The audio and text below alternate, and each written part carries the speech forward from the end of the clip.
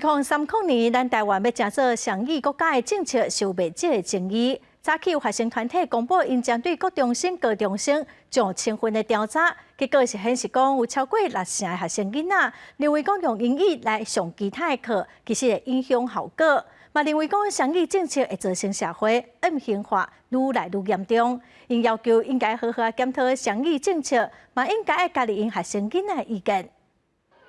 配合2030双语国家政策，政府按算投入资源来提升学生的英语能力，用英语来上音乐课、上数学课，来增加英语教学的比例。学生因的感受是啥款呢？又是用自己不熟悉的语言去学，那会造成的是专业科目学不好，英文也没有进步，那这简直就是一个两头空的状况。就是已经推行了10年，母语的沉浸教学本身都已经没有具体的成效，那现在又要新增一个目标，就是我们要提升英语的教学比例，那这实在是让人会怀疑政府政策的决心。2030双语政策一直有争议，有学生团体公布一份针对高中生甲高中生的调查。结果显示，有超过60成的学生无认同用英语上课，更加烦恼安尼会降低学习的意愿，令到互因更加好理解上课的内容。家长团体甲教师团体嘛批评讲，这项政策欠缺配套，在双语师资无够的情形之下，这个政策敢若会增加教学上城乡的差距，而且会弱化教学的本质。